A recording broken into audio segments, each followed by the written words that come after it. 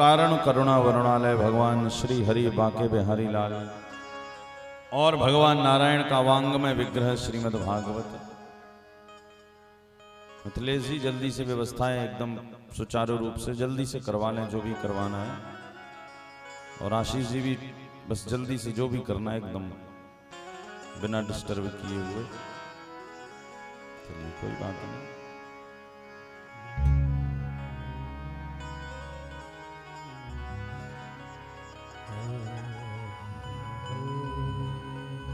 सभी लोग यथास्थान विराज जाएं, प्रेम से भगवान की कथा का रसास्वादन करें, क्योंकि भैया आपके पारा गांव और पहाड़पुर दोनों गांव को मिलाकर एक गांव है।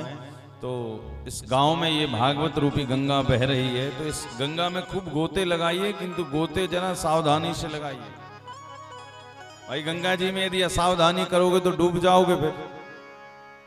तो जरा सावधानी से भगवान की कथा का श्रवण चिंतन मनन, क्योंकि आपके गांव में साक्षात बहती हुई गंगा भागवत रूपी गंगा आई है, और इसमें गोते लगाने का अभिप्राय है कि इस कथा को खूब भाव से सुनी जाए। क्योंकि देखिए भगवान की कथा ही है जो वास्तव में जीवन की व्यथा मिटाती है। जीवन की व्यथाओं को यदि दूर करना है ना, तो भैया व्यवस्थाओं से नहीं कथाओं से ही दूर होगी। तो खूब भाव से ठाकुर जी की कथा, क्योंकि ये कथा शास्त्र कहते हैं, भागवतकार कहते हैं कि बड़ी बड़ी व्यथाएं जीवन में हट जाती जब ये जीवन में कथा आती है। प्रमाण क्या है? बोले रामचरितमानस में मां जानकी सीता जी जब रावण के यहां पर अशोक के वृक्ष के नीचे बैठी थी तो शोक में बैठी थी, किंतु जब हनुमान जी पधारे तो हनुमान जी ने क्या किया? बोले रामचंद्र गुण बरने लागा, सुनतई सीता कर दुखो भागा। हनुमान जी पहुंचे तो राम कथा सुनाने लगे। सीता जी ने जैसी कथा सुनी, राम जी की कथा सुनने मात्र से लंका में बैठी हुई सीता जी के सारे शोक दूर हो गए, सारी समस्याएं दूर हो गई। कब? जब कथा सुनी। तब सीता जी ने कहा ना कि भैया अशोक के वृक्ष पर कौन है? तब हनुमान जी प्रकट हो गए। बोले मां मैं प्रभु का सेवक हनुमान हूं और आपको राम कथा सुनाई। तो बोले जब तुमने कथा सुनाई ना, तो लंका में बैठने के बाद भी मुझे ये नहीं लगा कि मैं लंका में रावण के यहां पर हूं, मुझे यही लगा कि मैं अपने राघव जी के पास बैठी। तो ये कथा क्या करती है? कथा हमें भगवान के पास पहुंचा देती है, ठाकुर जी के नजदीक कर देती है। आप सब भी जब यहाँ पांडाल में बैठते हो तो कहाँ बैठे हो आप सब ठाकुर जी के नजदीक बैठे हो, पास बैठे हो। और भगवान कहते भैया जो मेरे पास बैठा रहता है ना, वो मेरा बड़ा खास भक्त होता है। तो आप जितने दिन भी कथा सुनेंगे ना, तो ये समझ के भाव बनाइएगा कि हम कन्हैया के बड़े खास हैं। क्योंकि भाई ये कथा सबको थोड़ी नसीब होती है, ये कथा भगवान खास दीवानों को ही नसीब करवाते हैं।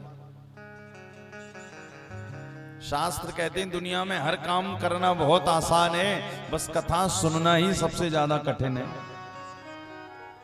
कथा कराना, कथा सुनना, कथा कहना। गोपियां तो जो भागवत में गोपी गीत में एक श्लोक आया है कि गोपियां ऐसों को खूब धन्यवाद देती हैं जो भगवान की खूब कथा सुनते हैं और खूब कथा कहते हैं। गोपी गीत में एक श्लोक है जहां पर गोपियां क्या कह रही हैं? श्रवण मंगलम श्रीमदाततम भुवि गृह्णन्ति ते भूरिदा जना। गोपियां कह रही हैं तव कथामृतम तप्त जीवनम, तव कथामृतम तप्त जीवनम, कविभिरीडितं कल्मषापहम्।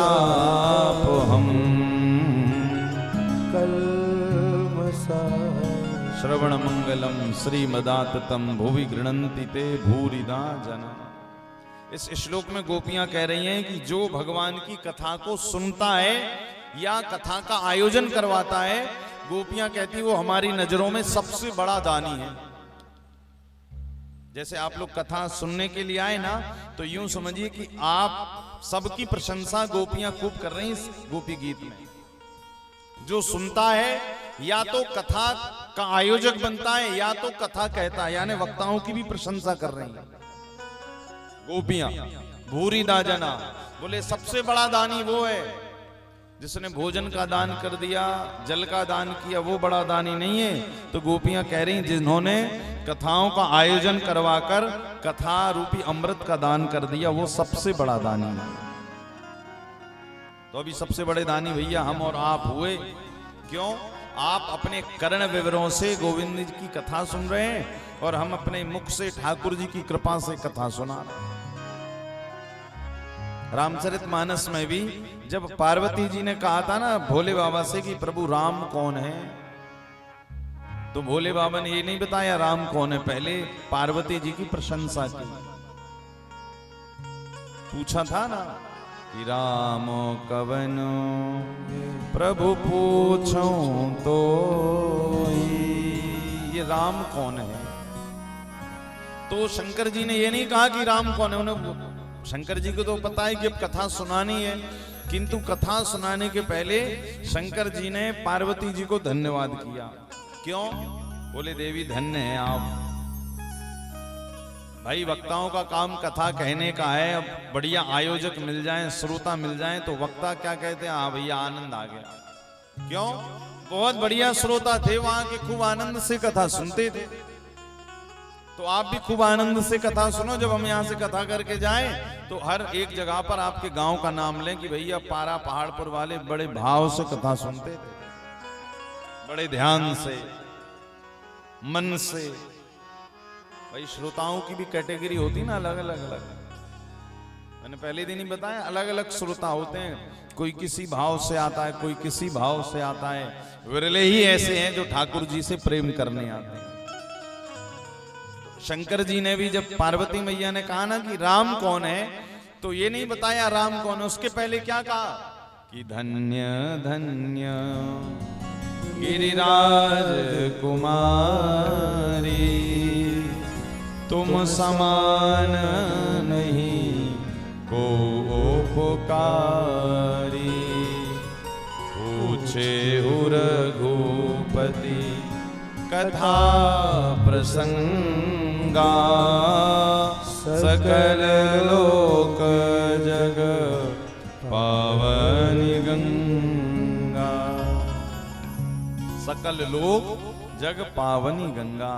भोले बाबा ने पार्वती जी को खूब धन्यवाद किया कि देवी आपका खूब धन्यवाद है। क्यों? आपने प्रश्न ही ऐसा किया है जिसके उत्तर में अब हम आपको राम कथा सुनाएंगे।